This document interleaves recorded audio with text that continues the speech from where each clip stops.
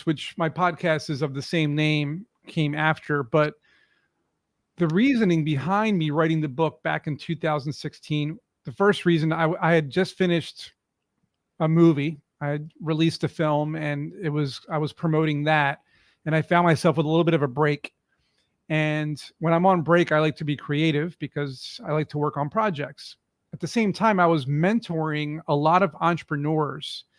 And when I was mentoring them, I found that I was repeating the same strategies, tactics, methodologies, and over and over and over again. It was just like repeating them. And time is very valuable to me. So when I realized I kept doing that over and over and over again, I'm like, I need to put all this knowledge and information into a book so I can just hand the entrepreneur the book and say, here you go, read this, and then let me know how it goes. And the feedback I got was amazing. These entrepreneurs were able to do so much because of this. What's going on, guys? It's Yahavy David St. Clair Speaks, and you are now tuned in to the St. Clair Speaks Show. You are now tuned in to the St. Clair Speaks Show. Welcome back to the St. Clair Speaks Show podcast. I'm your host, Yahavy St. Clair, sitting down with another incredible guest. Now, this guest, I'm not going to lie, man, this guy sets the bar. And we just chatted for like a couple seconds, but I was binge watching some of his YouTube content, and I'm really impressed. Today, we're sitting down with Jason Sherman. For those of you that don't know, Jason's actually a serial entrepreneur. He's an author, successful entrepreneur at that. He's a award-winning filmmaker. Launched a tech startup as well. He's a tech startup expert and journalist, and he's actually the author of the book Strap on Your Boots. Really excited to talk to Jason today. There's a lot of questions that I had preset before we dive in, but man, there's just so much goodies in here, and especially in entrepreneurship, we could talk about that for an hour itself. So super excited to have Jason onto the podcast. Jason, welcome onto the St. Clair Speaks Show podcast. Please give our listeners 3 to 5 minutes. Jeez, man, too much coffee. Give our listeners a 5-minute introduction on yourself, your brand, your business, and what brings you onto the show, of course. Awesome. Thanks for having me, man. I appreciate it. And you're right. There's a lot to talk about when it comes to entrepreneurship. Going back decades, that's really where I started out. I was the kid in 8th grade selling things to students in class that I would bring from Europe. And I realized, I can buy something in a different country, sell it over here for more money and earn a profit. And I was 12 years old. I'll never forget that day. And I said, I can make money off other people somehow. And that bug never left me. I always realized there's always something you could sell. So for, going into high school and then college, I was always coming up with new ideas, new ways of making a business, whether it was a product or a website or some new technology. And I just kept learning, because that's the key here is you need to learn skills. You need to learn from your mistakes. You need to learn from other people's successes. And I just kept doing that over and over again, while dipping my toes into a new industry, whether it was like writing a book or the music industry, making music, or whether it was making a movie and learning all about camera and the technical pieces of making a film. And then, of course, web design, mobile app design, building apps, programming, basically for years, that's all I did was learn how to do a multifaceted skill set in different industries. And I've put them all together, and that's what I do every day. Okay. All right. Let's swing back, because it just sounds like you were just a natural born entrepreneur, and you knew that at heart, and you latched onto it and you ran with it. But I love to swing back to where it all began. When was that first, as you mentioned, that aha moment, and how did you know that's what you want to do in terms of validating that idea, leaning into it full time and giving it your all? Because as I hear success stories, as I'm listening to you today, there's also the horror and the scary side of entrepreneurship. So how'd you get over that hump, and how'd you get to this point? Well, the hard truth that people need to hear is that it wasn't easy. It was a long, long slog. It took me, again, probably 2 decades of failures and struggles and wanting to throw the towel. Like, there were so many days where I would talk to my parents or my friends and man, maybe I should just quit and get a job, and I was there. I was in the IT industry out of college for 7 years. So I was in corporate and I bounced between jobs for 7 years from 98 to 2005. And those 7 years were probably the worst years of my life. I really did not enjoy working in corporate IT. That motivation, right? That feeling of, man, I really have to avoid that somehow, pushed me to continue to create new things. And yeah, there were a lot of months growing up when I was in my 20s and 30s where I could barely make ends meet. But I did it, right? I kept pushing just to pay those bills until eventually I started making more from, getting higher paying clients because my work was showing, my portfolio was showing. And that's the thing. People need to create a portfolio, right? You need to create a body of work that can speak for you so that you don't have to sell yourself, right? And so I noticed that people started reaching out to me over the years, right? Like eventually they'd be like, hey, we saw your museum website. We saw the website you did for that school. We saw that video you made for that commercial and blah, blah, blah. Eventually I started getting requests. And for over 10 years now, probably at this point, 10 years, I have yet to have to try to find a client, right? They've been coming to me and I usually turn them down. So, it takes time, man. Like, there's no such thing as an overnight success. Show me an overnight success who didn't work for 10, 20 years and finally get found. Even the Justin Biebers of the world who looked like they were overnight successes. Justin was posting videos on YouTube every day, learning how to play instruments, honing his craft until Usher finally found them on YouTube. But it didn't happen overnight. It took years, So I think people, they see the news, they see those billion-dollar startups, and they don't see the 10,000 or 10 million companies that failed. Ooh, man, so much said there. Like, there's so much said. Even Justin Bieber being discovered on YouTube, like that's a gem in itself. And I was just telling you, I was right before we recorded, I was binge watching some of your YouTube content. I'm like, yo, I'm glad I'm talking to you today, because 2 minutes in, there was a video that I was watching on a YouTube channel. 2 minutes in, you referenced your book, Strap on Your Boots, and like, yeah, I wrote this book to help entrepreneurs. I'm like, I need that book, Jason. I need to read your book. So I want to dive into this book because entrepreneurship. If there's a book out there that is going to help me thrive as an entrepreneur, I need that book in my arsenal. So talk to us about the inspiration behind writing the book, who's the book for, and what you want readers to take away from the book. Right. So Strap on Your Boots, which my podcast is of the same name, came after. But the reasoning behind me writing the book back in 2016, the first reason, I had just finished a movie. I had released a film and I was promoting that. And I found myself with a little bit of a break. And when I'm on break, I like to be creative because I like to work on projects. At the same time, I was mentoring a lot of entrepreneurs.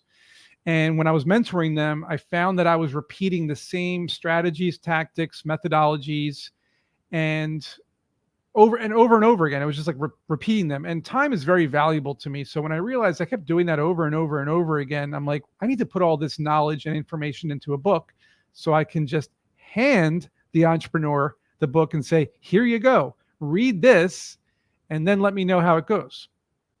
And the feedback I got was amazing. These entrepreneurs were able to do so much because of this. See, here's the thing. Gurus, these people out there that call themselves gurus, they sell master classes for like $3,000 to $5,000, telling you that you can be a millionaire just like them. It's all BS. They only teach you, they don't even teach you. They tell you how they became a millionaire. It doesn't mean you can do it. They got lucky with real estate or a rich uncle, or they graduated from Stanford, or they worked at Google. You can't do what they did. There's no such thing as a book out there from these people that you can copy and you can do. That's why I wrote my book, because there had to be a book that you can copy. Why? The methods, tactics, strategies, and information in my book is what I do every single day. So you're basically doing the same stuff I do, which means you're guaranteed results. It doesn't mean you're going to succeed. It just means you're guaranteed results. If you succeed, it's because your idea was great or because you put in the work.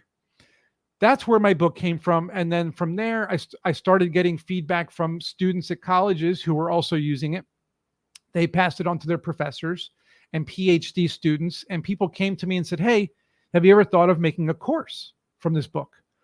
And I said, no. I said, would you like to make one? And I said, sure. So I was hired to create, as a guest lecturer, a course, a workshop for universities. And I started teaching it at those. Same thing, great results. I moved that onto the internet after I was done with the course and started teaching it on Udemy and Skillshare. So now I have the book, the course. You mentioned the YouTube channel. That was the original tutorial site I had, was YouTube. That goes years back.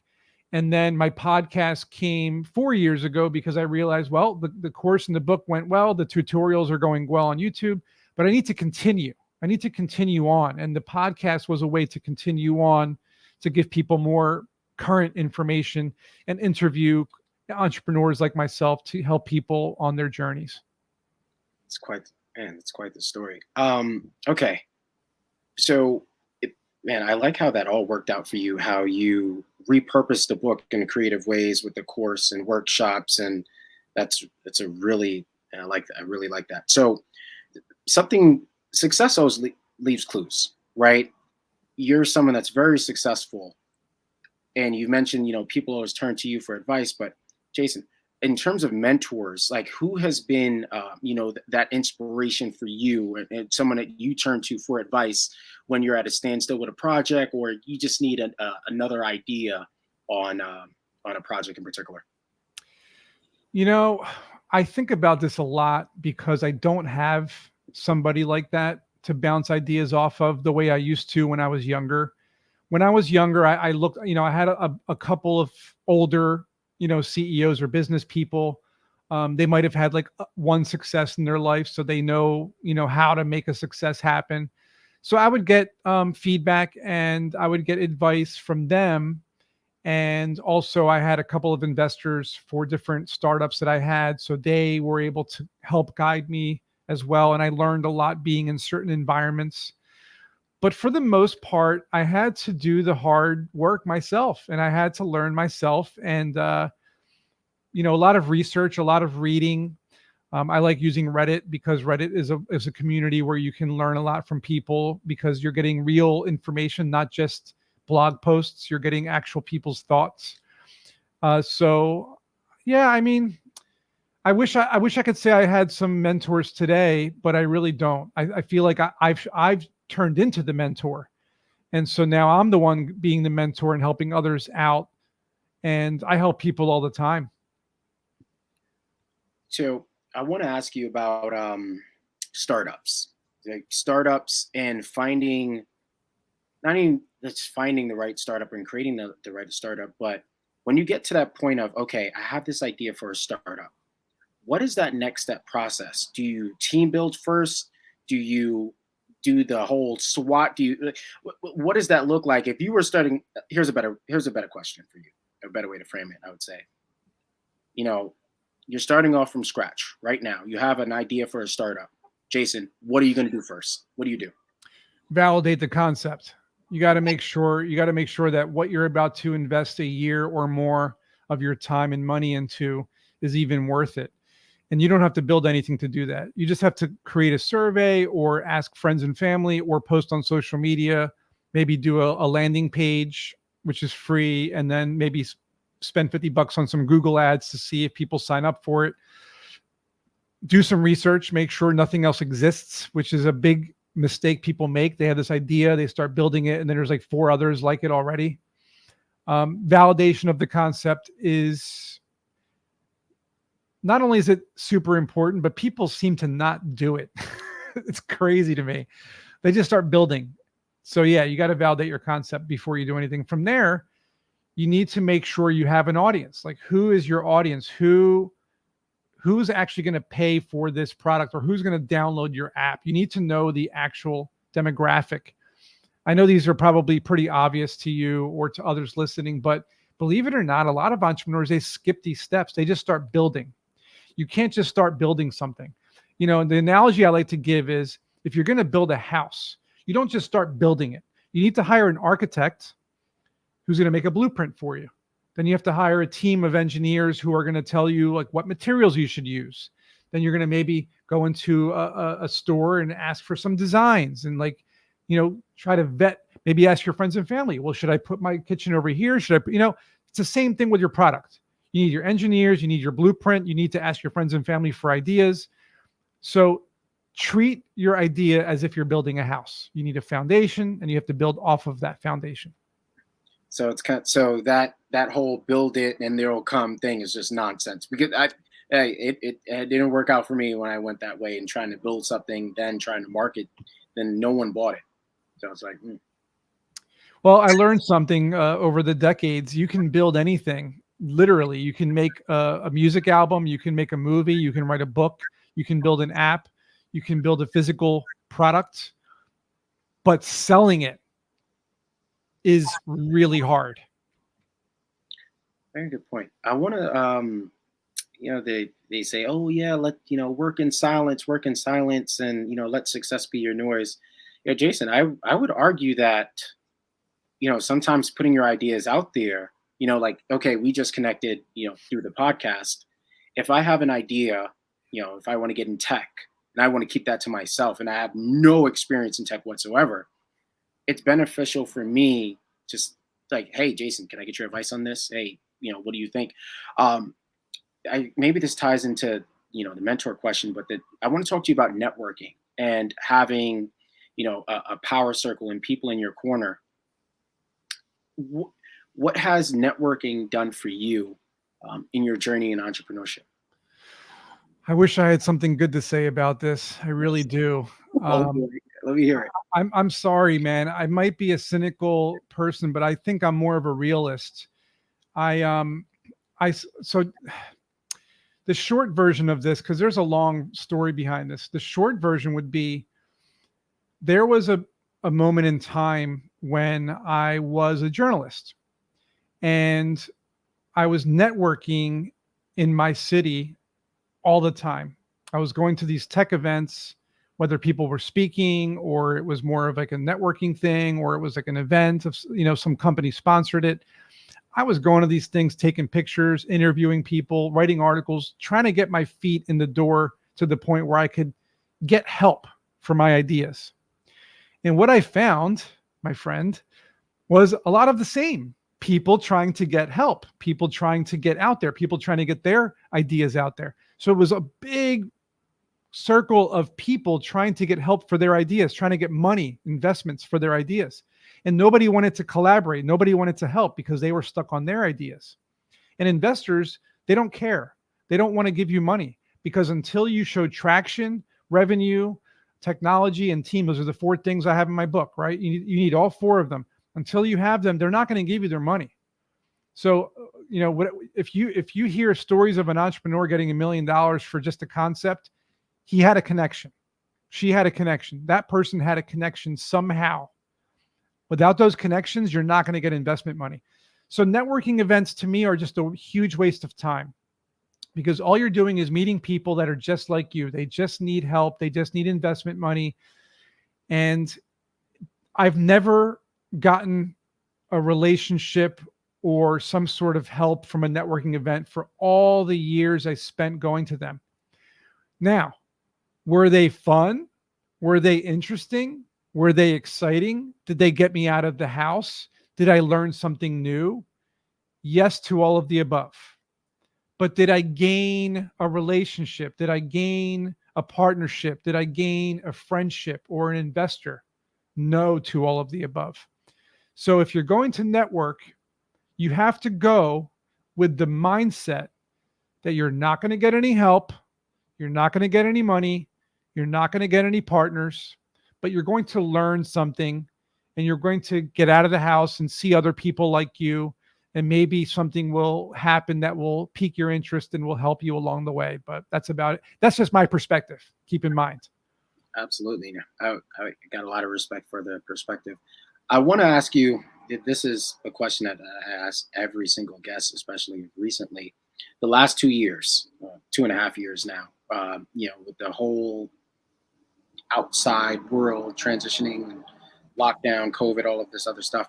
What have been some teachable moments for you within the last 2 years, and in terms of just like entrepreneurship? Like, what have you learned? Because for me, having conversations like this, I launched my podcast in the beginning of the pandemic, and it was the thing that changed my life. So I see value in having conversations like this. And my teachable moments is, all conversations are marketing. So what have been some teachable moments for you in the last 2 years? I've thought a lot about this because just like everybody else, we all had time to reflect on our lives. We all had time to decide who we wanted to be, what we wanted to do, and we had more time to be in the moment. I was one of those people. I was able to, help out with my health and my home life and be able to spend more time with friends and family. And the things that I realized during the pandemic that really should have been more obvious to all of us. So all the entrepreneurs out there who didn't act on this, shame on all of us. There were a lot of gaps in the market that were filled by quick thinking entrepreneurs. And this could be anything from, selling masks or helping out with, COVID testing stations, or, investing in Zoom, or investing in some technology that just took off. And those gaps in the market are the types of things you need to look for on a daily basis. What's going to be the next thing that's going to take off? And I realized also people genuinely like to go out, like bars and restaurants and like events and concerts. Like people are really, that's all they want to do is go out, and they don't want to work on the hard stuff. They don't want to start a business. They want to just go to their job and then they want to go out and have fun. And people like me, we're not like that, right? I would rather work hard and not go out as much and focus on the things that are more important to me so I can have freedom to do what I want. And I think a lot of people started realizing that they could start doing that. And I noticed people were starting to do gardening more, and they were starting to take care of their health more, and starting to work on their house more and pick up hobbies, learn a new language or a new instrument. Like I started seeing that a lot more. And then it made me realize, well, what made you wait until the pandemic to do all of this? Like, why can't you do it now? So my message to everybody is, don't wait for the next pandemic to do something new. Like, start doing it today. You only live once. Don't say it's too late. I don't care how old you are. It's never too late to start something new. Yeah. I mean, Jim, you kind of like speak to a point, like just swing back with the entrepreneurs that was filling the gaps. Yeah, like people were reselling hand sanitizer. There was a time period where hand sanitizer was the hottest thing on the market, and it was very eye-opening for me, because I'm like, man, I thought I was a good entrepreneur, but as good as we think we are, there's always someone that thinks quicker, they move faster, they're more efficient, and I like it. They say a good business is a business that solves problems. So it's just looking around. You just all around the last 2 years, it's just been really exciting to see how people have really cemented something for themselves in a way. I want to talk to you about tech. I want to talk to you about tech in particular. Jason, what excited you to get into the tech industry? What do you love about it? Because tech has really been it's been a hot word these last 9 months. I scroll up and down LinkedIn. I'm on platforms like Clubhouse, and there's rooms on tech and AWS cloud. I don't know anything about tech, so I'm seeing a lot of it on my news feeds. I'm like, wait a minute, I got to look into this. So what excites you about tech, and what made you get into the industry? The thing is, I was one of those kids that had a computer as a kid. Like when I'm saying a kid, I'm talking about 6 years old, 7 years old, 8 years old, playing on a computer, programming on a computer, watching sci-fi movies like Flight of the Navigator and Star Wars and, The Last Starfighter, and seeing all these really cool gadgets, the Star Trek communicator, beam me up Scotty with the teleporter, flying cars and the Jetsons. I grew up in technology. everywhere around us in the 80s, it was all about like the Tamagotchi and like the portable TV and like the new Swatches and whatever. So I grew up in it. And as I continued to grow up, I was just always fascinated in it. So I went to college for computers.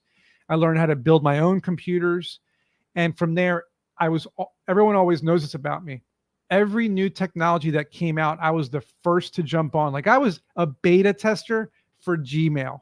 Like the fact that I was a beta tester for Gmail should say something. I was the first in line for an iPhone. Everything that comes out, I'm always jumping on it and telling people about it. And they're always learning about it through me because they don't know what it is. And then they realize, oh, you were talking about that a year ago. I'm like, that's right.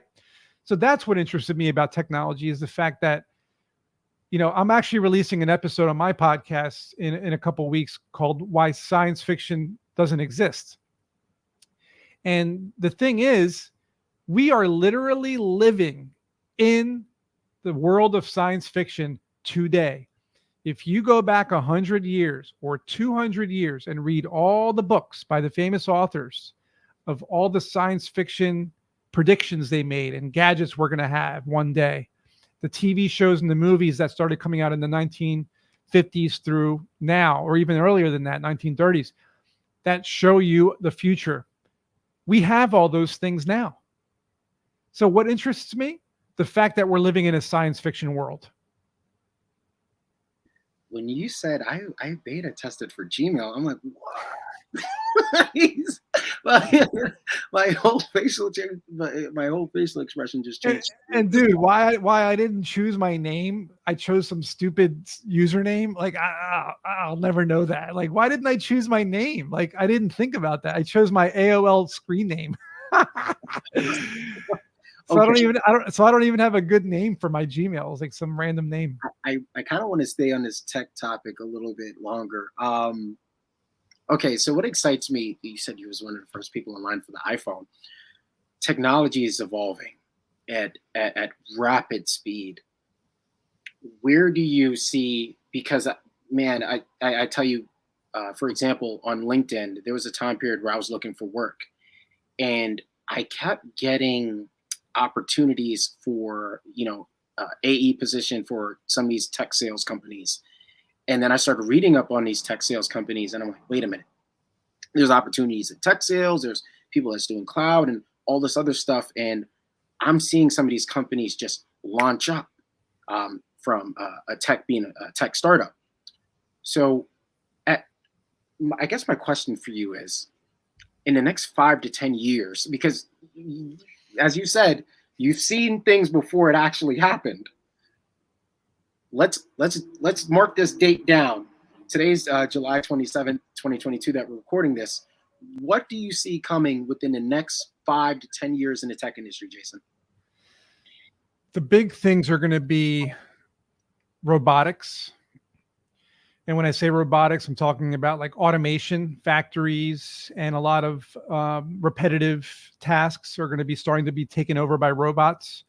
We're going to see a lot of artificial intelligence and machine learning for, again, repetitive or data that needs to be parsed. Of course, we have virtual reality, augmented reality, the metaverse, and blockchain technologies. All that stuff is going to start to see more and more adoption.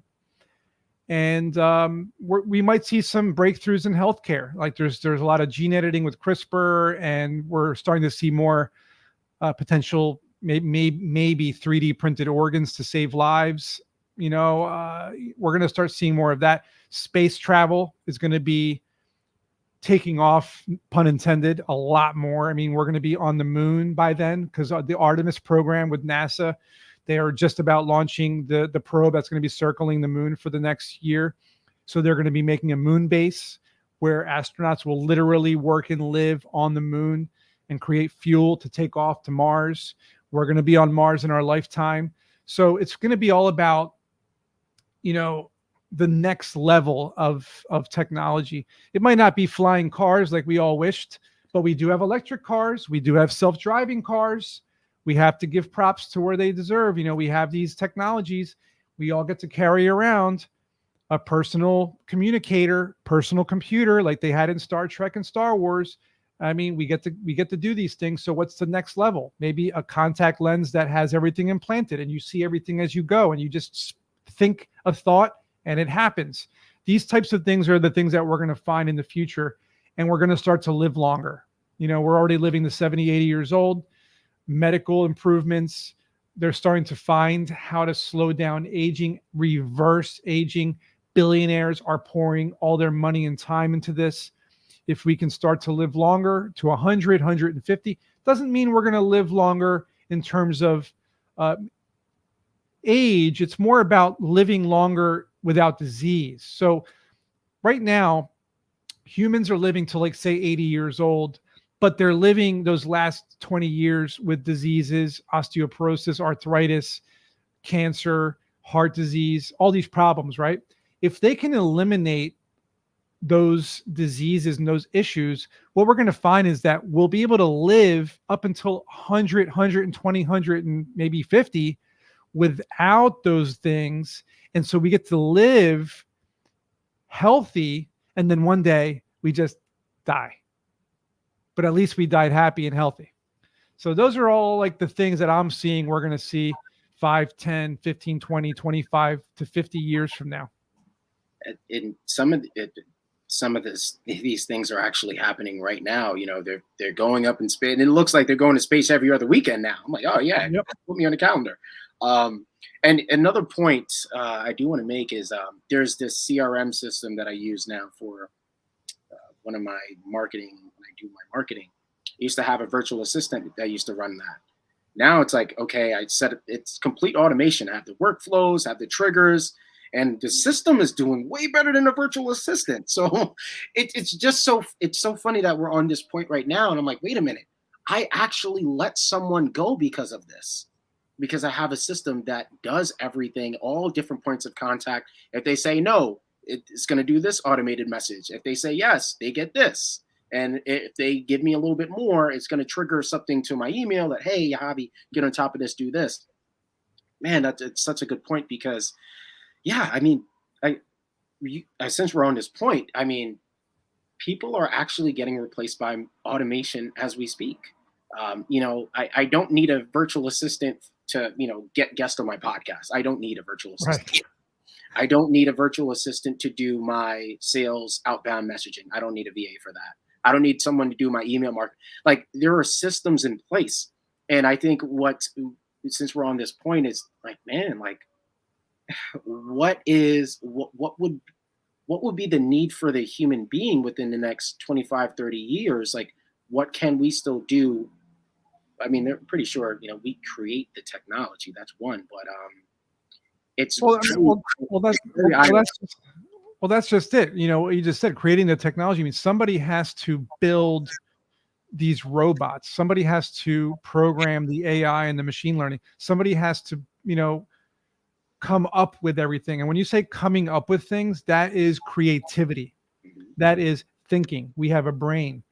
And whereas robots are going to be more physical, they're going to be doing a lot of physical stuff, whether it's physical labor, building buildings for us, building machines for us, fixing the world for us, planting trees, whatever the robots are doing, we humans will be creating all of this and thinking about all of it, and potentially putting out more creative solutions to fixing the planet. And then the robots will be implementing it for us. So it's always going to be that kind of symbiosis that we're going to have with robots, where we work hand in hand with them, next side by side with them. And that's where I see it going. It's going to be less physical. Like, I mean, just the fact that our elderly population will have a robot assistant to carry their groceries and help them up the stairs and help them pick up heavy things. I mean, I had surgery recently this year, and it was hard for me to lift things. I would have loved to have either an exoskeleton suit to help me lift things, or a robot to help me lift things. Like, it was hard. So we need that in the future. We need that. Yeah, that is don't give anyone any ideas now, Jason. So that's a really good idea, though. Elon Musk probably tuning in right now, hopefully somewhere. And then here's that, oh yeah, we got to get this by Monday. Man, that's really good stuff. Okay. kind of like to switch gears. I want to talk to you about, when you're doing these lectures, I want to talk to you about when you're in front of these young adults. Uh, we live in a time, I am so jealous of these young adults. If I was 10 years old right now, Jason, oh man, it's a wrap, right? Like there is so much advantages for young adults and so much opportunities. And the expression of, you try to catch two rabbits, you end up catching none. They niche down at a young age. They find something that they're passionate about, as you did at a young age. What's the conversation like when when you're lecturing some of these students and talking to these young adults? Any advice or golden nuggets that you shared with them to keep them in alignment with their assignment? There are advantages and disadvantages to this situation. And I would actually argue that because they were born into the smartphone, they were born into the internet, they were born into the on-demand society where anything is available at the push of a button, they've become complacent in a way where it's like they don't want to do anything because everything is available to them. Whereas I grew up in an era where your phone was on your wall connected to a wire, and you had to call to see if someone was home. And there was no internet, there was no smartphones, there were no GPS. We had to print out directions, we had to write them down, we had to use maps. And so as I grew up, I was able to see the world evolve in a way that I could utilize everything in the way that it was meant to be used. Whereas nowadays, people are using it to look at TikTok videos and take selfies and, order food from DoorDash or whatever they're doing, instead of utilizing these tools to create something great. Now, on the other side, they're very lucky that, and this is what I tell them, anything you want to learn is available to you for free. You can take Stanford, Harvard, Yale classes for free online. You can watch YouTube tutorials until your eyes bleed. You can learn programming, robotics, or STEM classes online for free. You can build computers cheap. You can build a website for free. You can pretty much do anything you want. Whereas back in the day, I had to walk 10 miles to the library in the snow to read a book about it, but these kids are just not taking advantage of it. Of course, there's some outliers who are like gung-ho about a subject and they learn all about it at 12 years old. They win a science fair, they get a grant from NASA or whatever, and they become this new prodigy. Sure, you'll have one of those out of every million that don't do it.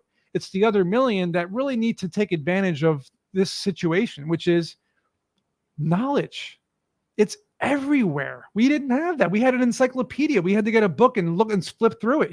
Now you have Wikipedia that's constantly updating, and YouTube videos that are, we upload as a species, we upload the entire human television amount of footage that was ever created in the human existence of television in like a minute. Like the whole history of television and movies is uploaded on YouTube every hour or something, or every minute. It's insane. Take advantage of it. Since we're on this point of YouTube in particular, there's just so many different ways to learn. YouTube University is definitely a thing, and you're onto something as far as this. Hey, you want to learn this? It's absolutely free. Go search it on Google or YouTube, and I don't know. What they say: as easy as it is for you to do it, it's just as easy for you not to do it. So it's like, oh yeah, I could always do that. So they push it aside, they push it aside, they push it aside. But yeah, you could be a student at any point in time via YouTube and study and work on these things. And I think the skill set component is necessary. We live in a time right now, I must add, if you are not working on a skill or developing a skill, you will be left behind. These last 2 years has shown me this. I love to share the fact that I was a full-time personal trainer before doing this. I'm glad I got out of that industry.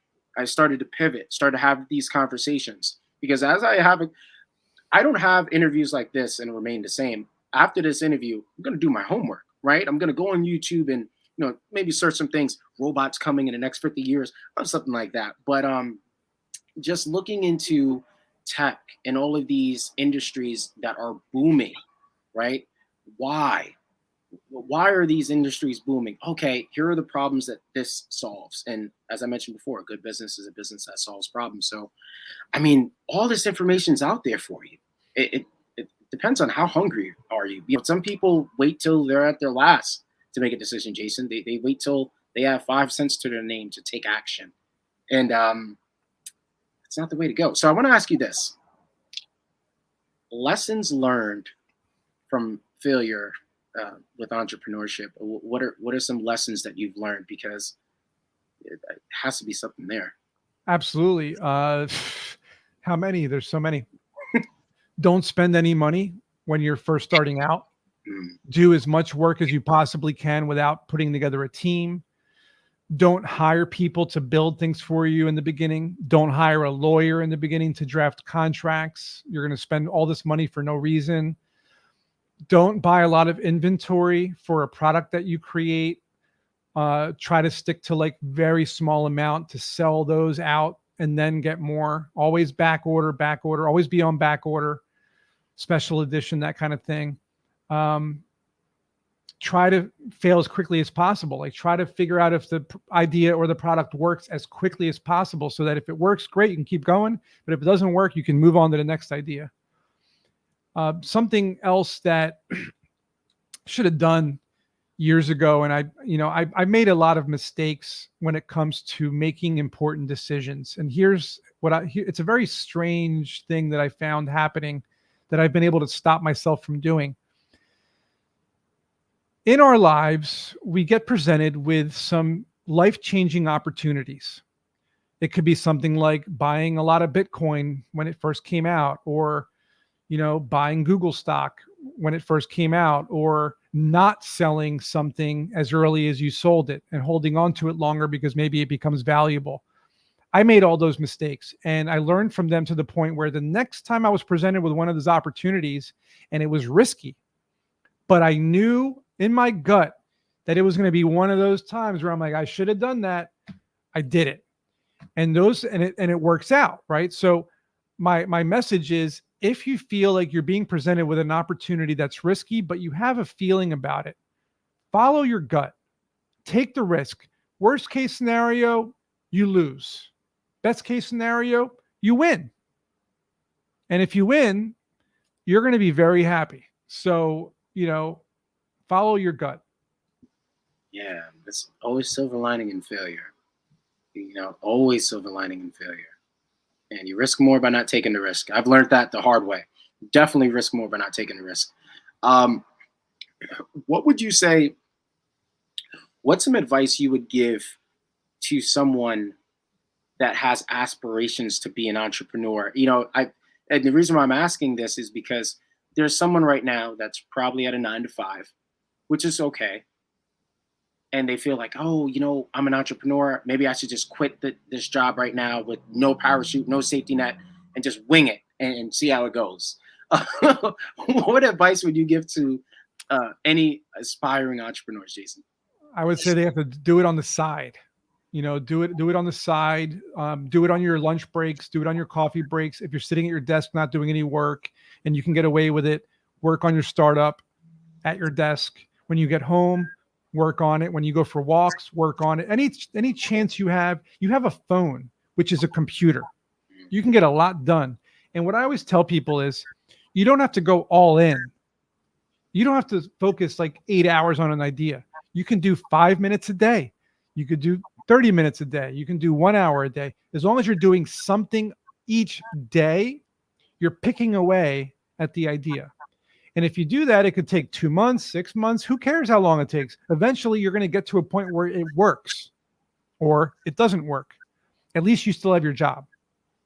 So my suggestion is, whatever it is you're doing, you want to get to the point where you're making as much money as your job. So if your job is making this much and your startup is making zero, and it starts to make a little money, and eventually it starts creeping up, and boom, you hit the amount you're making at your job, then quit. then you can take off. Good point. Good point. Yeah, this was really good. This was one of those episodes where it's like, hey, if you're an entrepreneur, this definitely has spoken to your spirit, because, for me, this is something I probably want to share with you, Jason, is entrepreneurship doesn't have to be lonely. It does not have to be a lonely road, and here's the other thing. You're not the only entrepreneur that failed, right? Like, you failed and you kept on moving. You said something I really like, failed fast, right? Fail fast. Don't fail then soak in that misery. Fail, get it over with, and you move on and you get better. Awesome, man. This was so much fun. Jason, shout out your social media. Where can we get copies of your book? Where can we follow you? And where can we keep up? Super easy. My website is jasonsherman.org. On the website, you'll find links to my book, my podcast, my course. Pretty much everything I have is on my website. My socials, I'm pretty active on Twitter, Instagram, Facebook, and you'll find all my content online. So just go to my website, jasonsherman.org. This was an absolute pleasure. Jason, I'm definitely I need a signed autographed copy of your book. No problem. To my library. I want to share this with you. Every author I've interviewed on this show, I have a private library of their books. Nice. In the next 15 years, I'm going to have a library of just all the authors that I've interviewed over the years. And man, cool. This was just an absolute pleasure, man. It's like, I just love to pick the brain of a successful entrepreneur. Success leaves clues, so does failures. Like I always say, what good is information if we don't apply it? Jason, you shared so much value, so much gems today, and I want to say thank you so much for your time. I know your time is valuable, and we really do appreciate you spending our time with us today on the show. For the listeners, don't forget to like and subscribe. With that being said, I will catch you in the next episode. This is the St. Clair Speak Show.